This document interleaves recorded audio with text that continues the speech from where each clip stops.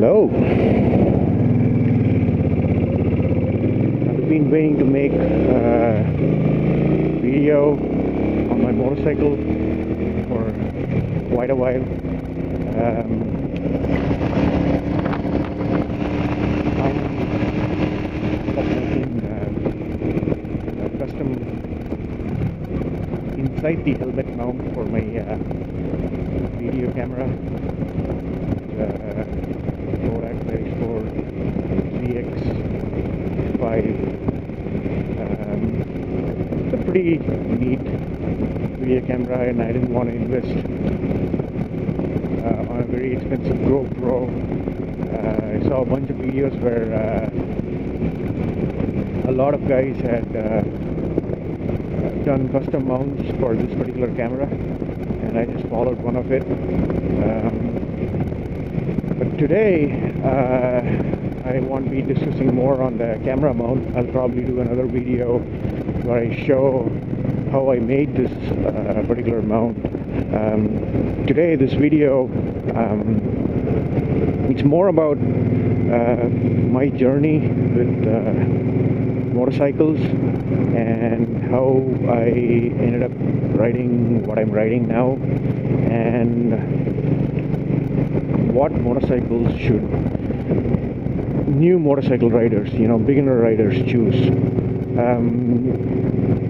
This is an often asked question, and I think there's a bunch of videos of people talking about how they chose their bikes, and a lot of times there's a lot of advice on, hey, if you're going the sports route, choose 600cc, don't choose 1000, because they are they're the best bikes, and they have the good power for inside city riding and all that, blah blah blah. But I've been riding for probably over 12 years now, and I thought I would shell out my pearls of wisdom to a lot of you young riders out there who are just starting out, just like how I did 12 years back. So first things first, I started my motorcycling career on a Royal Enfield Bullet. I think it was a classic model, and that thing was a 350cc 4-stroke British engine-based bike, and it had 20 horsepower, and it was pretty slow. So yeah, that was the first bike. But what it did help me with was my riding skills when it came to doing twisty riding, inside city, defensive riding, general stuff. And it was actually a hand-me-down from my dad, and I have to thank him for letting me ride his motorcycle. But I really had fun. It was a good starter cycle, and once I outgrew from that bike, I actually, as everybody wants to own a sports bike once in their life, I wanted to try out the Supersports. So ended up going to the Yamaha R6 first, and after owning that thing for 3-4 years, I moved on to a Kawasaki ZX6 RR, and after owning that for over 4 years, I moved on to this particular model that I own now. It's a Suzuki Boulevard 800cc C50, just a classic, normal classic style cruiser, nothing major. And all of the bikes that I spoke about so far, all of those bikes, they have been my daily commuters, to and fro, from work back to my home, doing weekend grocery shopping, and now and then I'll have a passenger if it's just inside the city. If I was driving on the highway, I normally wouldn't suggest a passenger on any of the bikes apart from this one. This one can go 2 up for a long distance, no worries. Yeah, so that's my that's how I progress, and I just wanted to talk briefly about what bikes should a newbie choose and why. So let's start with the Supersports, the 600 cc's. So why shouldn't you own a Supersport as your first bike? Short answer being, it's got too much power for a new rider to get used to in a short while. It's just got way too much power for a beginner rider to handle. So the Yamaha R6 that I had, it had I would say 120 horses on a bike, motorcycle that probably weighed 400 something pounds. So the power to weight ratio on the thing was just amazing. So you know, the power performance ratio is just amazing on sports bikes. And you know, the basic reason you would want to get a sports bike is not for you know, city driving or back and forth to work. You should take them on the track. That's what they are built for. If you don't ride those bikes on track, then you're not really using them the way they need to be used. So I rode my Yamaha R6 for over 2 years before I met my I took a new job, and I moved to Texas, and my boss at work, he owned a ZX14, and that thing is a monster compared to my R6. But he was the one who told me, hey, you're going about this the wrong way. You're you know, you should not be riding this bike and sifting through gears quickly to get to the higher one. You can do that, but you're not really using the power that this bike has. So we would go every weekend riding up in the twisties, and there'll be long open stretches like pretty much like this one up in Texas, where there's hardly anybody around, and there he would really blast the hell out of the ZX14, and he taught me how to use the power on my Yamaha R6. So you actually need to be revving these bikes all the way up to really use the power built into these bikes. The bikes are capable of doing, you know, 60-70 easy. This is, I'm just talking about the Supersport, the 600cc ones. Those, they definitely will do 60-70 in first gear, and you would easily be doing over 100 in second gear. So they are very capable. So inside the city, you would not need to use more than 2-3 gears. You know, it would be a waste if you try to use lesser number of gears. You know, you should totally use the first 3 gears inside city driving, and then if you ever intend to go track riding, and that's when you would probably ever need to use the top gear, because the top gear in those bikes, it's supposed to take you well over 150 miles an hour. So yeah, it's a pretty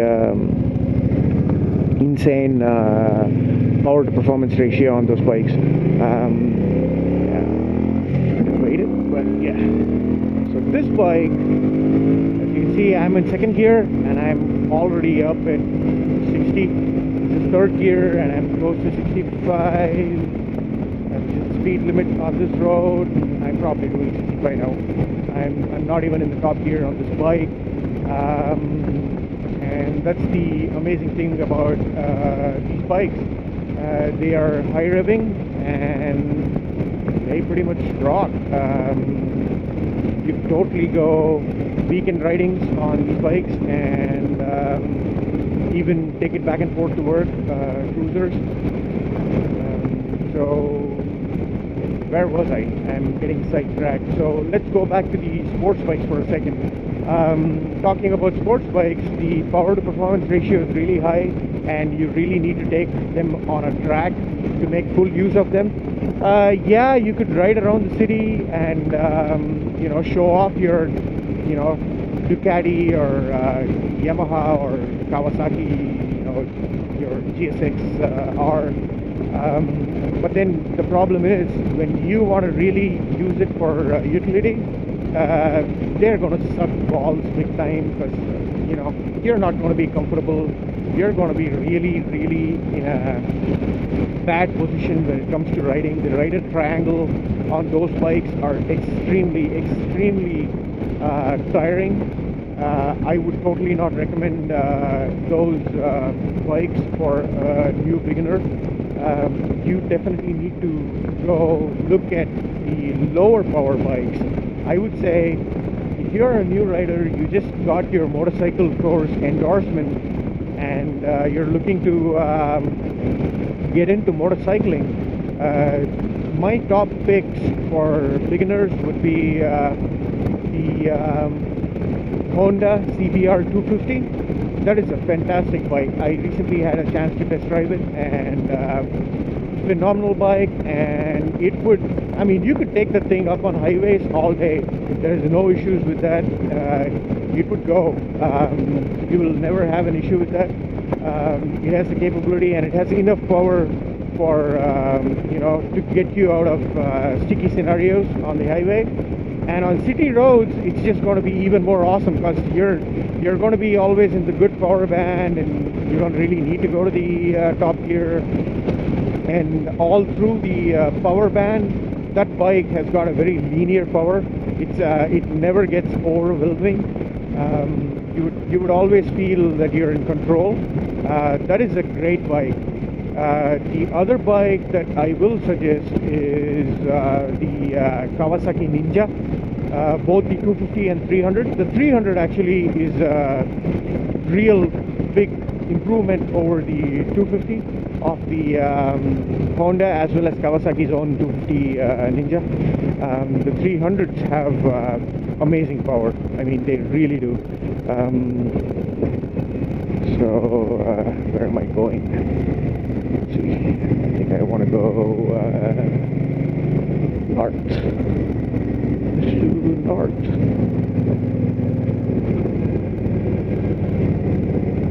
Let's go north, and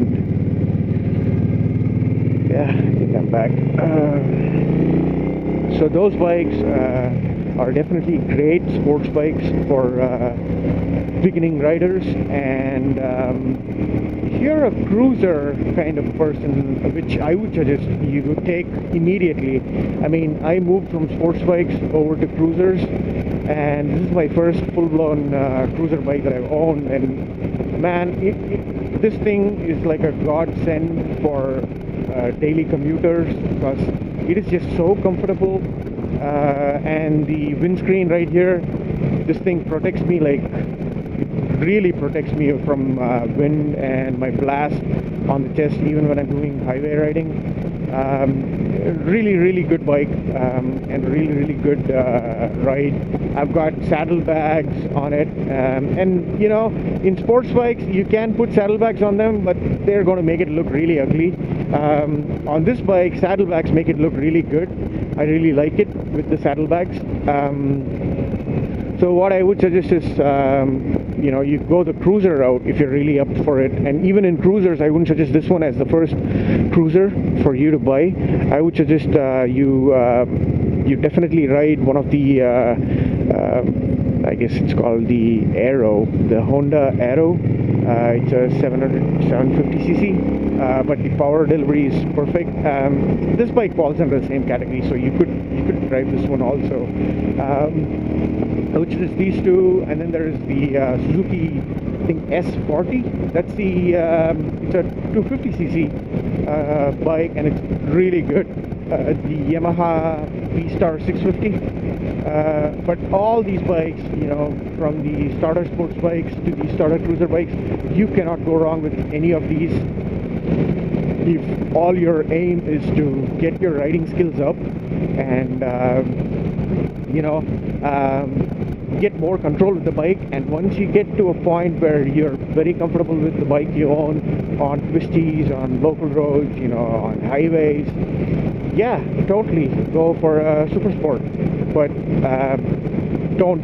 seriously, don't waste your money or your dad's money or your mom's money and go buy a 600cc Supersport straight out of the gate and kill yourself. Because seriously, those things, they will kill you if you make one bad decision on the road. I would totally not recommend Supersport as the first bike. Alright, I think I've spoken enough about bikes for beginners in this video. In my next video, I'll probably talk about cruiser motorcycles, and I'm an average guy. I'm not big build. I'm probably 5'9" and 165 pounds. And I have driven sports bikes for a long time, and I'm used to the power delivery. But the thing that I wasn't really used to was the sheer weight when it came to the 1200, 1400cc Harley Davidson and the Yamaha V-Stars and even the Suzuki, the bigger Suzuki bikes. It was kind of stunning as how much weight these bikes had. And once you get going, you really don't, the weight doesn't bother you, but the weight does get to you when you're parked and you have to maneuver it through a parking garage, or let's say your bike stops somewhere and you have to push the damn thing. It's going to be a really bad scenario with those bikes, because they weigh a ton, man. Like this bike, my bike probably weighs 500 odd pounds, and I even looked at the 900cc's, the V-Stars 950 and the Kawasaki Vulcan. Those things were 600 something pounds, so that's a lot of weight for a guy who's coming from sports bikes, who's used to 400-pound weight. Those bikes are easily flickable. These ones, you have to get used to them, but they are amazing on the highway. I mean, they feel so stable. So if all you're doing is riding back and forth to work, doing weekend trips, probably 100-150 miles, then I would totally recommend checking out the entry-level sports bikes or the entry-level cruisers. If you're doing long-distance commuting and or you're really good with the bikes on track days, then go ahead, invest in a good sports bike or a nice big cruiser if you're used to the weight and if you're actually a big person. Apart from that, I don't think I have anything else to add to this video. Alright, have a good one, guys. Till next video. Take care. Bye.